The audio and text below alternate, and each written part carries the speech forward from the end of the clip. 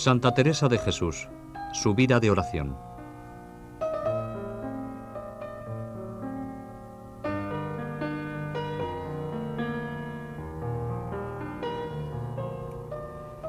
Santa Teresa, en todos sus escritos, en todas sus páginas, en todas sus obras, habla de la oración.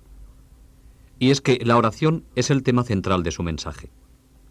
Fue igualmente el eje de su experiencia, la aventura de su drama personal y el estrato más ancho y más hondo de su interioridad. Le sirvió para explicarse a sí misma el misterio de la vida cristiana y también para exponerla a sus lectores. El tema de la oración tiene, por tanto, en Santa Teresa, una referencia experiencial. Conviene conocer las vicisitudes por las que ella pasó en su caminar hacia Dios. Todo ello nos revelará cómo hacía oración Santa Teresa.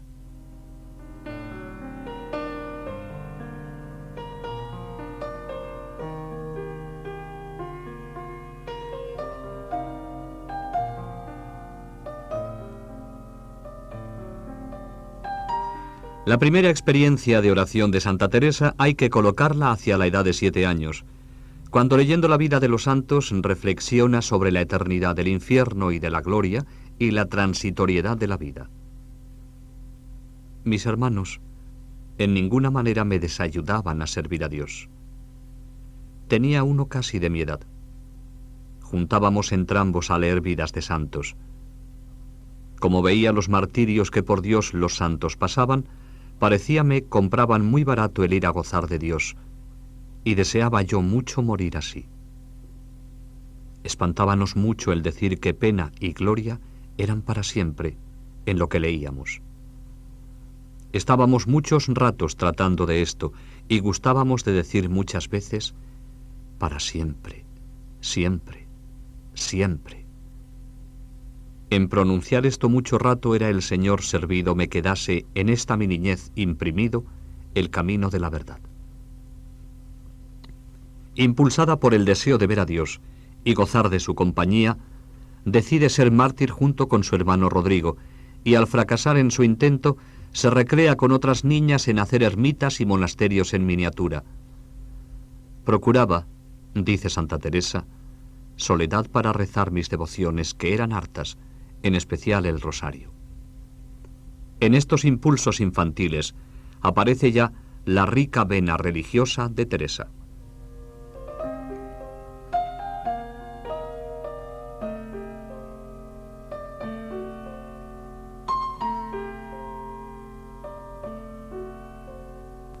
A los 16 años la encontramos que había perdido su antiguo fervor entre galas, perfumes y vanidades.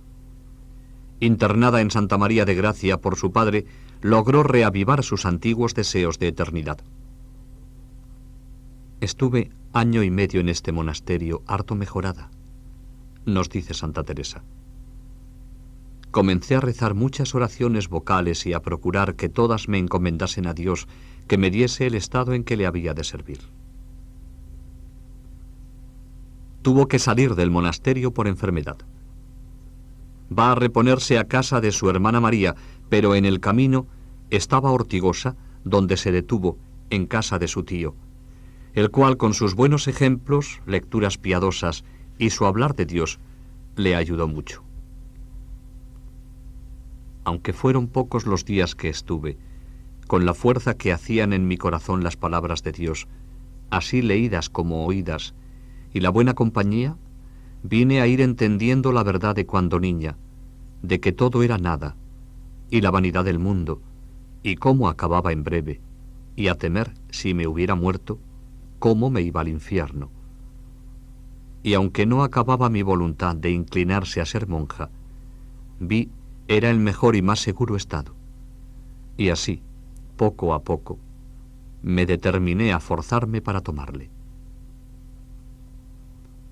Allí tomó gusto a la reflexión personal y a la lectura de buenos libros. En este período de su vida hay que destacar que su vocación a la vida religiosa coincide con su vocación a la oración, siendo en la reflexión donde toma contacto con las verdades eternas que hacen posible el paso hacia el convento. Para Teresa, orar es estar con Cristo, vivir con él, representarle en lo interior del alma para iniciar un diálogo afectivo.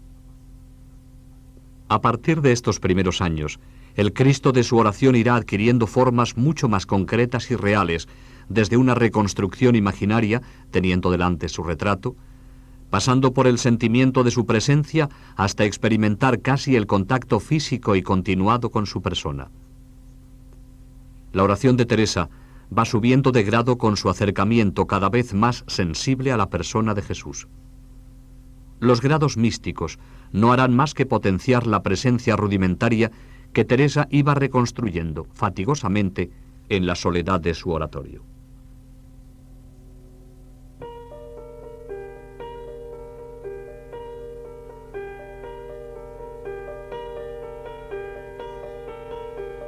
Teresa ingresa en la Encarnación el 2 de noviembre de 1535. Tenía entonces 21 años. 2 años más tarde hace su profesión de carmelita. Poco después, tiene que salir del convento para curarse de una extraña enfermedad. Y es en esta ocasión, en casa de su tío don Pedro, en Ortigosa, cuando entra en contacto con un libro que va a decidir su vocación contemplativa: el Tercer Abecedario de Francisco de Osuna. En él aprende lo que es oración de recogimiento e intenta practicarla según el método allí expuesto. Me dio aquel tío mío un libro. Llámase Tercer Abecedario, que trata de enseñar oración de recogimiento. Y puesto que este primer año había leído buenos libros, que no quise más usar de otros, porque ya entendía el daño que me habían hecho, no sabía cómo proceder en oración, ni cómo recogerme. Y así me holgué mucho con él, y determiné seguir aquel camino con todas mis fuerzas. Y, como ya el Señor me había dado don de lágrimas y gustaba leer, comencé a tener ratos de soledad y a confesarme a menudo y comenzar aquel camino, teniendo a aquel libro por maestro. Comenzó su Majestad a hacerme tantas mercedes en los principios, que al fin de este tiempo que estuve aquí, comenzó el Señor a regalarme tanto por este camino, que me hacía a merced de darme oración de quietud, y alguna vez llegaba a unión, aunque yo no entendía qué era lo uno ni lo otro, y lo mucho que era de preciar, que creo me hubiera sido un gran bien entenderlo. Verdad es que duraba tan poco esto de unión, que no sé si era un Ave María, mas quedaba con unos efectos tan grandes que, con no haber en este tiempo 20 años, me parece, traía al mundo debajo de los pies, y así me acuerdo que había lástima a los que le seguían, aunque fuesen cosas lícitas. Procuraba lo más que podía traer a Jesucristo, nuestro bien y Señor, dentro de mi presente, y esta era mi manera de oración. Si pensaba en algún paso, le representaba en lo interior, aunque lo más lo gastaba en leer buenos libros, que era toda mi recreación. Los años 1539 a 1542, tenía entonces 24 a 27 años, marcan el apogeo de la paciencia heroica de Santa Teresa. Tan enferma estuvo que la dieron por muerta y estaba ya preparada la sepultura en su convento de la Encarnación. Como consecuencia de su enfermedad, quedó paralítica durante 3 años, siendo este un período muy rico de experiencias religiosas. La oración, a pesar de las distracciones en la enfermería del convento, la sostienen y la iluminan. Paréceme, era toda mi ansia de sanar por estar a solas en oración, como estaba acostumbrada, porque en la enfermería no había aparejo. Me confesaba muy a menudo. Trataba mucho de Dios, de manera que edificaba a todas y se espantaban de la paciencia que el Señor me daba, porque, a no venir de mano de su Majestad, parecía imposible poder sufrir tanto mal con tanto contento. Gran cosa fue haberme hecho la merced en la oración que me había hecho, que ésta me hacía entender qué cosa era amarle, porque de aquel poco tiempo vi nuevas en mí estas virtudes, aunque no fuertes, pues no bastaron a sustentarme en justicia. No tratar mal de nadie, por poco que fuese, sino lo ordinario era excusar toda murmuración, porque traía muy delante que no había de querer ni decir de otra persona lo que no quería dijesen de mí. Tomaba esto con mucho extremo para las ocasiones que había, aunque no tan perfectamente que algunas veces, cuando me las daban grandes, en algo no quebrase. Mas lo continuo era esto. Y así, a las que estaban conmigo y me trataban, las persuadía tanto a esto que se quedaron en costumbre. Y se vino a entender que a donde yo estaba, tenían seguras las espaldas, y en esto estaban con las que yo tenía amistad o parentesco, y enseñaba. Aunque en otras cosas tengo que dar cuenta a Dios del mal ejemplo que les daba. Quedóme deseo de soledad, amiga de tratar y hablar con Dios, comulgar y confesar muy a menudo y desearlo, amiguísima de leer buenos libros. Nos dice Teresa, haciendo referencia a estos años de enfermedad, que el Señor le hacía regalos en la oración. Eran sin duda los atisbos de la oración de quietud y de unión en la frontera misma de la mística, que ya la habían sorprendido en Ortigosa y Becedas leyendo el tercer abecedario.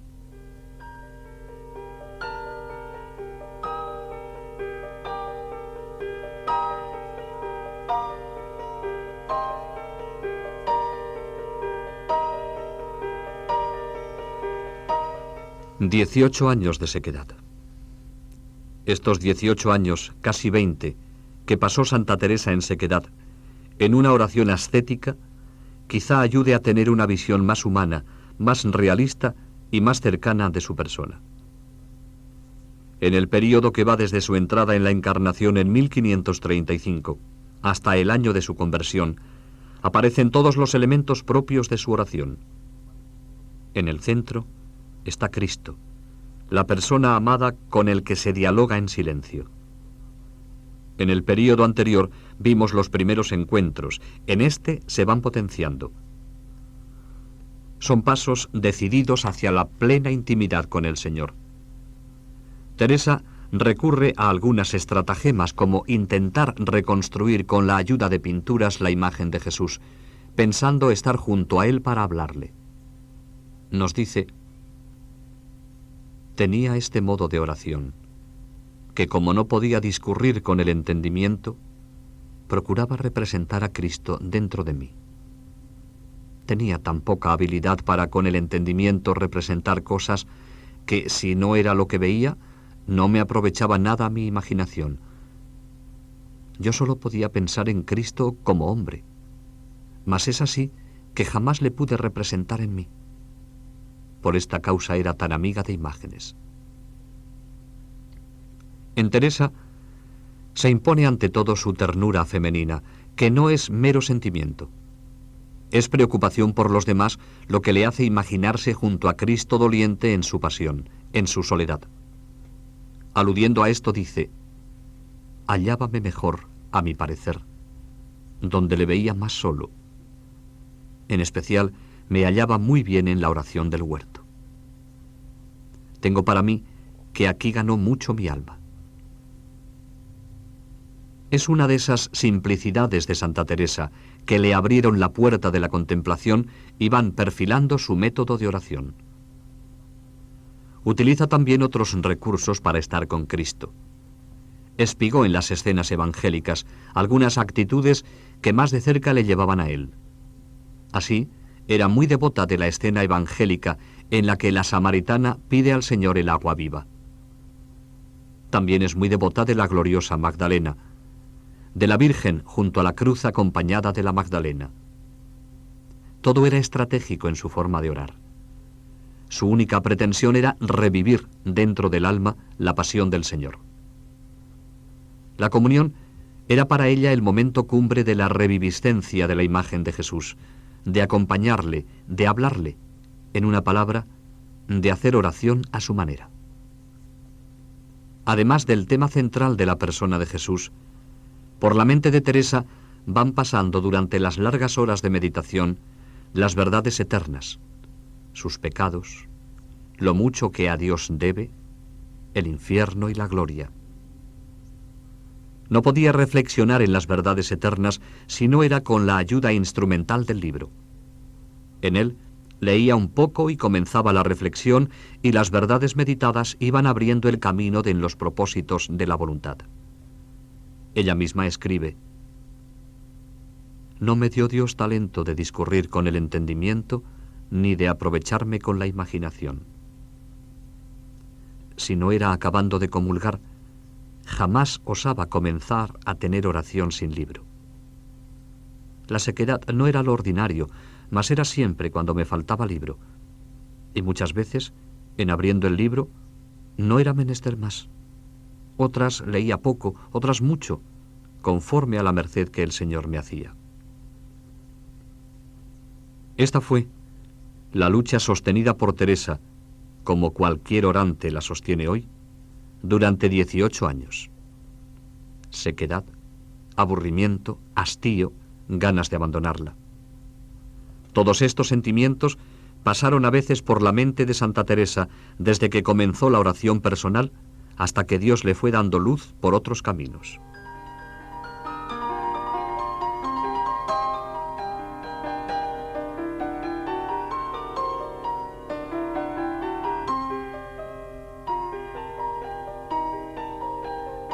El período más borrascoso de su vida de oración abarca desde 1543 a 1554. A mediados de 1542 sufrió una fuerte crisis, llegando a abandonarla totalmente. A partir de entonces comienza la época más oscura de su vida, en la que parece se dedicaría a la buena conversación en los locutorios de la Encarnación, cultivando amistades. Ella misma nos ha descrito esta época con unas pinceladas rápidas, pero muy incisivas. Pues así comencé, de pasatiempo en pasatiempo, de vanidad en vanidad, de ocasión en ocasión, a meterme tanto en muy grandes ocasiones y andar tan estragada mi alma en muchas vanidades, que ya yo tenía vergüenza de, en tan particular amistad como es tratar de oración, volverme a llegar a Dios. Me ayudó a esto que, como crecieron los pecados, comenzó a faltarme el gusto y regalo en las cosas de virtud. Veía yo muy claro, Señor mío, que me faltaba esto a mí por faltaros yo a vos. Este fue el más terrible engaño que el demonio me podía hacer debajo de parecer humildad, que comencé a temer de hacer oración al verme tan perdida. Es una época de grandes fluctuaciones. Por una parte, su desbordamiento afectivo en la buena amistad, y por otra, su inquieta búsqueda de Dios en la oración. Me pesaba mucho de que me tuviesen en buena opinión, porque yo sabía lo secreto de mí. Este no tenerme por tan ruin era porque, como me veían tan moza y en tantas ocasiones, y apartarme muchas veces a soledad a rezar y leer, mucho hablar de Dios, amiga de hacer pintar su imagen en muchas partes, y de tener oratorio y procurar en él cosas que hiciesen devoción, no decir mal, y otras cosas de esta suerte que tenían apariencia de virtud. Verdad es que en estos años hubo muchos meses, y creo alguna vez años, que me guardaba de ofender al Señor y me daba mucho a la oración. Mujer de carne y hueso como las demás, Teresa ha sentido en su cuerpo frágil el antagonismo de dos fuerzas: por una parte la atracción del mundo, de su entorno ambiental, y por otra la tensión vertical hacia Dios. Este modo de vivir ambiguo y fluctuante, hecho de caídas y resurgimientos, de momentos de fervor y crisis de tibieza y desgana, están indicando que Teresa no fue santa desde la cuna. Conviene contemplar a la mujer antes que a la santa, debatiéndose en esta lucha tan humana y tan cristiana. Ella, mujer intuitiva, se dio cuenta que el alma no puede estar partida en dos, que la oración exige y empuja como exige el mundo circundante y la amistad. Tuvo un momento de vacilación y escogió la amistad de los hombres en lugar de elegir a Dios por encima de todo. Cuando Teresa, en su madurez espiritual, contempla este dato de su vida, viéndolo a la luz de su experiencia mística, le parecerá un pecado abominable y su recuerdo le servirá de purificación pasiva toda su vida. Pero la solución, desde la lógica humana, estaba bien escogida. Dios exige todo del alma, y la amistad humana roba en parte la capacidad para amarle. Santa Teresa nos ha descrito con dramatismo su lucha interior cuando todavía fluctuaba entre los dos mundos antagónicos. Pasaba una vida trabajosísima, porque en la oración entendía más mis faltas. Por una parte me llamaba Dios, por otra yo seguía al mundo. Dábanme gran contento todas las cosas de Dios, teníanme atadas las del mundo. Parece que quería concertar estos dos contrarios, tan enemigo uno de otro, como es vida espiritual y contentos y gustos y pasatiempos sensuales. En la oración pasaba gran trabajo, porque no andaba el espíritu señor, sino esclavo, y así no me podía encerrar dentro de mí, que era todo el modo de proceder que llevaba en la oración, sin encerrar conmigo 1000 vanidades. Pasé este mar tempestuoso casi 20 años, con estas caídas y con levantarme y mal, pues tornaba a caer, y en vida tan baja de perfección, que en ningún caso hacía de pecados veniales, y los mortales, aunque los temía, no como había de ser, pues no me apartaba de los peligros. Sé decir que es una de las vidas penosas que me parece se puede imaginar, porque ni yo gozaba de Dios, ni traía contento en el mundo. Cuando estaba en los contentos del mundo, en acordarme de lo que debía a Dios, era con pena. Cuando estaba con Dios, las afecciones del mundo me desasosegaban. Ello es una guerra tan penosa que no sé cómo un mes lo pude sufrir, cuánto más tantos años. Con este mismo dramatismo, con que vio su propia crisis, planteó la solución. Dejar la oración por creerse indigna de hablar con Dios después de desparramar su afecto en las criaturas. La trascendencia de Dios la atenazaba. Es verdad que después vio que había sido una tentación dejar la oración por humildad. Porque estuve 1 año y más sin tener oración, nos dice ella misma, pareciéndome más humildad. Y esta, como después diré, fue la mayor tentación que tuve, que por ella me iba a acabar de perder, pues con la oración un día ofendí a Dios y tornaba a otros a recogerme. Que ya yo tenía vergüenza de, en tan particular amistad como es tratar de oración, volverme a llegar a Dios. Este fue el más terrible engaño que el demonio me podía hacer debajo de parecer humildad. La crisis más fuerte la sostuvo desde finales de 1542 hasta finales de 1543, coincidiendo con la enfermedad y la muerte de su padre. Pero asistiendo a su padre estaba el dominico padre Vicente Barrón, quien la animó mucho y la aconsejó que no la dejase, que en ninguna manera me podía hacer sino provecho.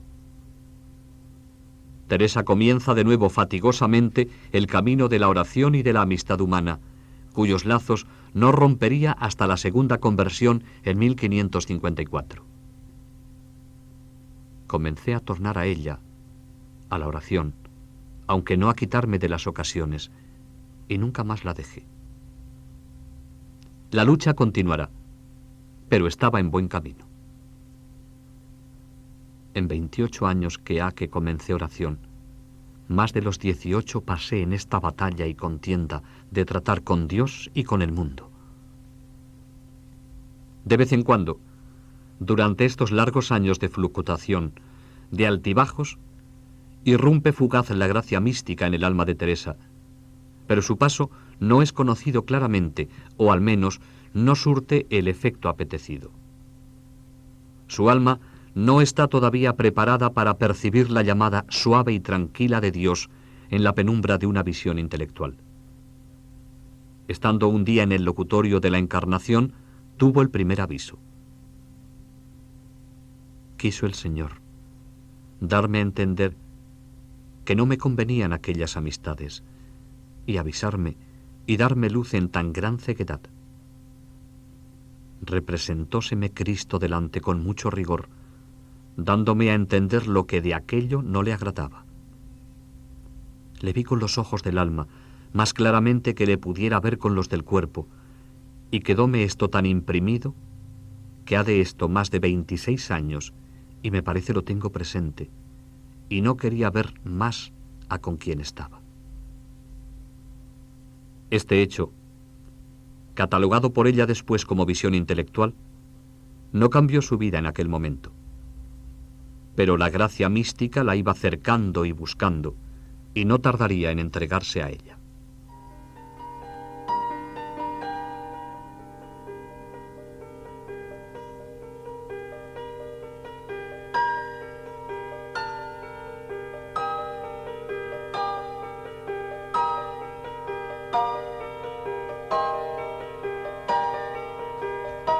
El último periodo de la vida de Santa Teresa, desde los 39 a los 67 años, se caracteriza por una invasión constante, cada vez más rica, de gracias místicas.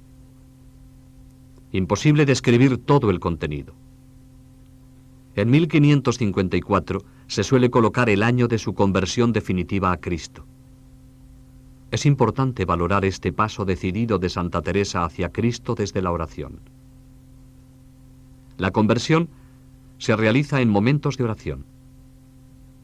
Fue en un oratorio, y todas las actividades que acompañan al sencillo acto de entrar en él manifiestan que se desarrolló en el alma de Teresa un diálogo con Cristo.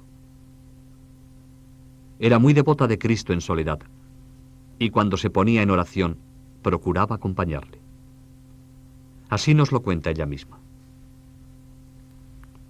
Pues ya andaba mi alma cansada, y aunque quería, no la dejaban descansar las ruines costumbres. Acaecióme que entrando un día en el oratorio, vi una imagen que habían traído allí a guardar, que se había buscado para cierta fiesta que se hacía en casa. Era de Cristo muy llagado, y tan devota que, en mirándola, toda me turbó de verle tal, porque representaba bien lo que pasó por nosotros.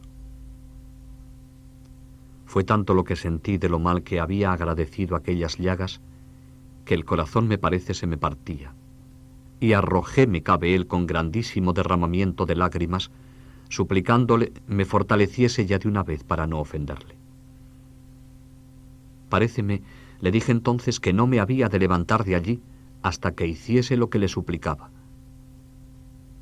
Creo cierto me aprovechó, porque fui mejorando mucho desde entonces. Las primeras gracias místicas la sorprenden con frecuencia en estos momentos de intimidad con el Señor, siempre siguiendo su método tradicional de hacer oración.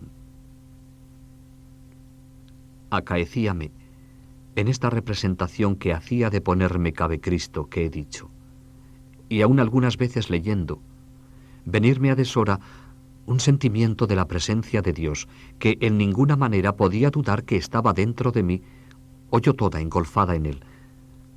Esto no era manera de visión, creo lo llaman mística teología.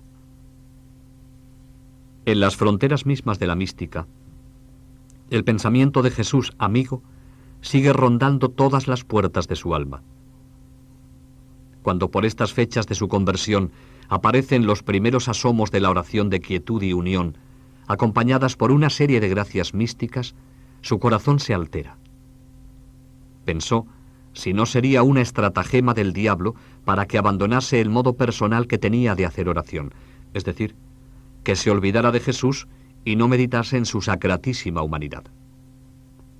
Por eso se alegró y se consoló cuando el primer confesor jesuita, padre Cetina, la aconsejó que continuase meditando en un paso de la pasión.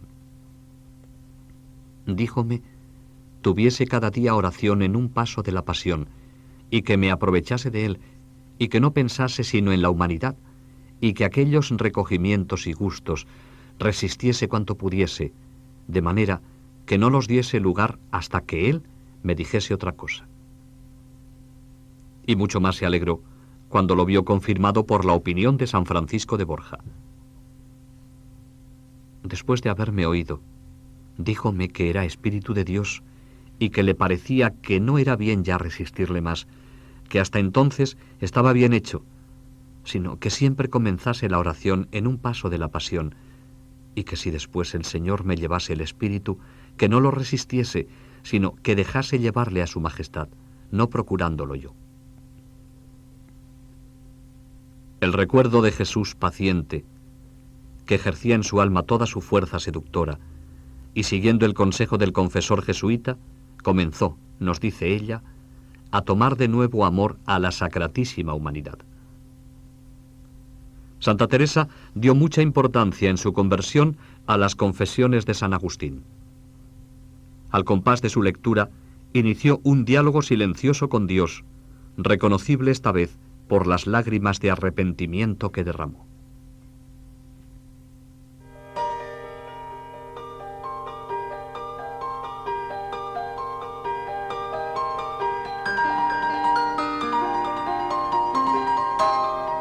A partir de estos hechos, las gracias místicas la desbordan, cada vez más frecuentes, mayores, más novedosas, y cada una hacía un efecto especial en su alma.